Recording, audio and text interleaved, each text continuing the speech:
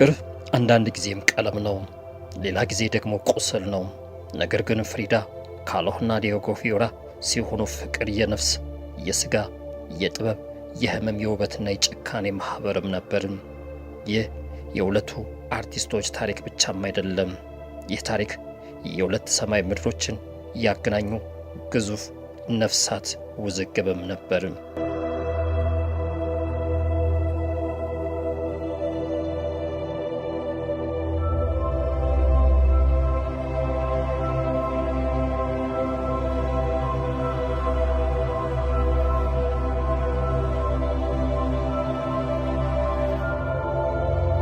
ሜክሲኮ ከተማ የህዝብ ትምህርት ቤቶች ግድግዳ ላይ ዲዮጎ ግዙፍ ስዕሎችን የሚስል ነበር።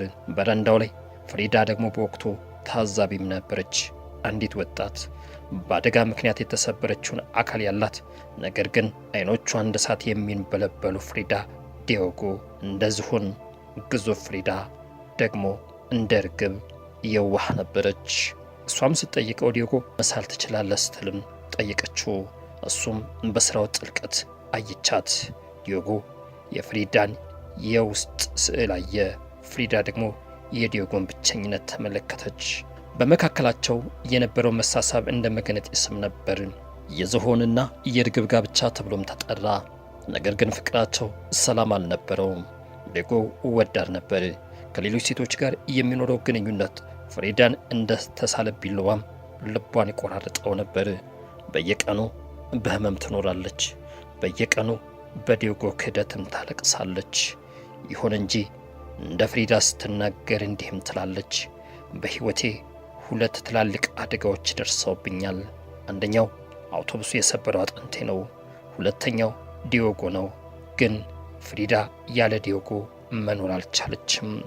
ዲዮጎም ያለ ፍሪዳ የነፍስ ቀለም የለውም ነበርም። ፍሪዳ በጋለ ስሜት ውስጥ ህመሟን በሸራ ላይ ታሰፍር ነበር።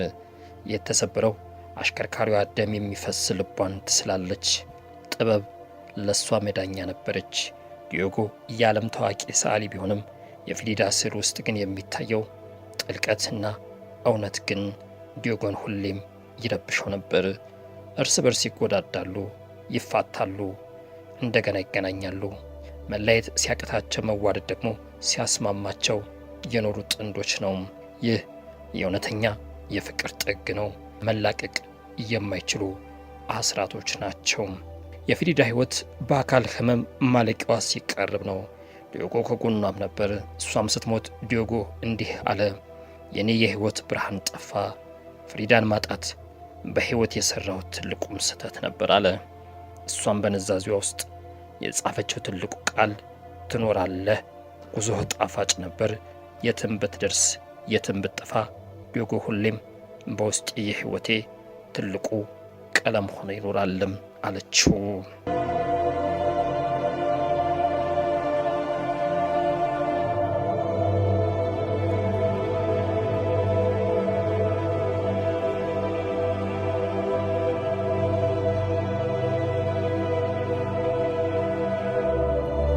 በሞት የተለየው የዘላለም ፍቅር የጆን ኪትስና የፋኒን ብራውን አሳዛኝ ታሪክ፣ ቃላት ያልቻሉት ፍቅር፣ የባለቀኔው እና የሙዚቀኛው የመጨረሻ ትንፋሽ ነው።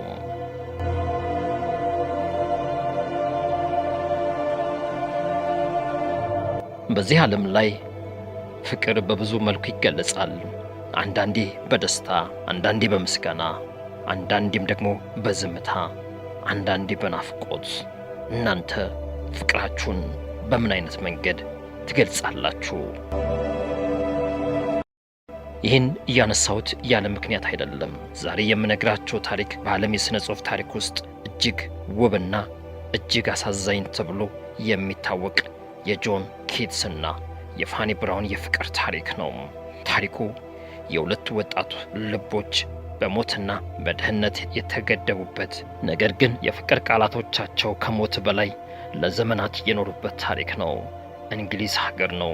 ጊዜው ደግሞ በ19ኛው መቶ ክፍለ ዘመን የጥበብና የህመም መጋጠሚያ ላይ የተፈጠረ ድንቅ ታሪክ ነው።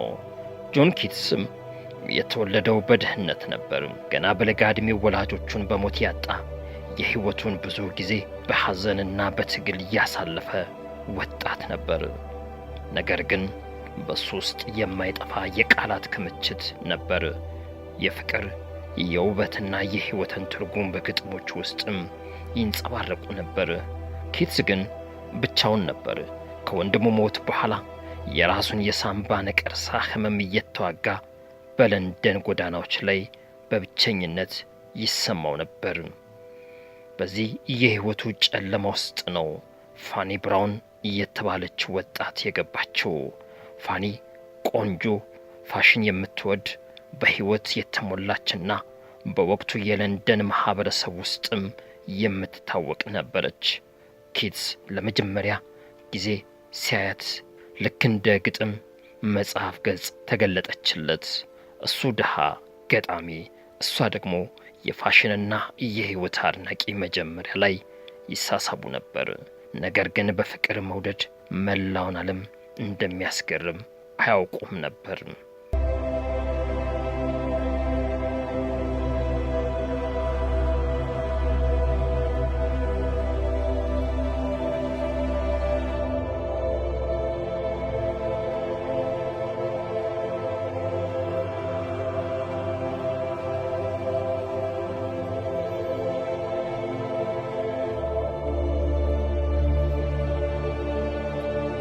ፍቅራቸው በፍጥነት አደገ። ኪትስ ለፋኒ የጻፋቸው የፍቅር ደብዳቤዎች ዛሬም ድረስ በዓለም ላይ ካሉ እጅግ ውብ ልብ የሚነኩ ደብዳቤዎች መካከልም ይመደባሉ። አንቺ የሌለሽበትን ሕይወት እንደ ከዋክብት የለሽ ሰማይ ነው በማለትም ይጽፍላት ነበር። ነገር ግን የኪትስ የሳምባ ነቀርሳ ህመም እየባሰ መጣ። የገንዘብ ችግር፣ የጤና መታወክና የህብረተሰቡ መፈረጅ በፍቅራቸው ላይ እንደ ግዳጅ ተደቀነ። ፋኒን ማግባት አልቻለም። ምክንያቱም የቤተሰቧ ሁኔታና የራሱ ድህነት ለሷ የሚገባት ሕይወት አለመሆኑን ያውቅ ነበር። ኪትስ ጤናው እየተበላሸ ሲሄድ ወደ ኢጣሊያ ሮም ለመሄድ ተገደደ። ያ የመጨረሻ ጉዞ ነበር። ፋኒን ለቆ ሲወጣ ዳግም እንደማይገናኙ ያውቅ ነበር። በሮም ነው ፋኒ የጻፋቸው ደብዳቤዎች የናፍቆትና የህመም ጩኸቶች ነበሩ። ጊዜው እንደ አውሮፓውያን አቆጣጠር በ1821 ገና በ25 ዓመቱ ጆን ኪትስ ሕይወቱ አለፈ። ፋኒ ያንን ጊዜና ስትሰማ ሕይወቷ እንደተሰበረ ሰው ተሰማት። ለብዙ ዓመታት ጥቁር ልብስ ለብሳ በሐዘን እንደኖረች ይነገርላታል። ጆን ኪትስ ሲሞት ዓለም ታላቅ ገጣሚዋን አጣች። ፋኒ ብራውን ግን የዘላለም ፍቅሯን አጣች። ታሪካቸው እንደሚያስተምረን ፍቅር ሁልጊዜም ደስታ ብቻም አይደለም። ፍቅር መታየት ነው፣ አንዳንዴም ያለ ጊዜው መለያየት ነው። ጆን ኪትስ እና ፋኒ ብራውን በአካል ተለያዩ እንጂ ግጥሞቻቸውና ደብዳቤዎቻቸው ዛሬም ስለ ፍቅር እውነትነት ይመሰክራሉ።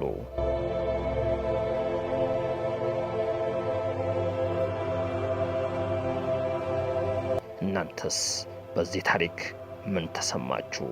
ታሪኩን ከወደዳችሁት ላይክ አድርጉ። የተሰማችሁን ሐሳብ አስተያየት ኮመንት ላይ አስቀምጡልን። እንዲሁም ደግሞ አዲስ ቤተሰብ ከሆናችሁ ሰብስክራይብ በማድረግም ቤተሰብነታችሁን አረጋግጡልን። የታሪክ ለጓደኞቻችሁ እየሰሙ እንዲዝናኑበት ከፈለጋችሁ ደግሞ ሼር በማድረግ ያዳርሱልን። የዛሬውን ታሪክ በዚያ በቃው። በሌላ ታሪክ እስከምንገናኝ ሰላሙን፣ ጤናውን፣ ፍቅሩን በያላችሁበት ተመኘው። ይህ ዘንቢል ቲቪ ነው። በቴዎድሮስ መኩሪያ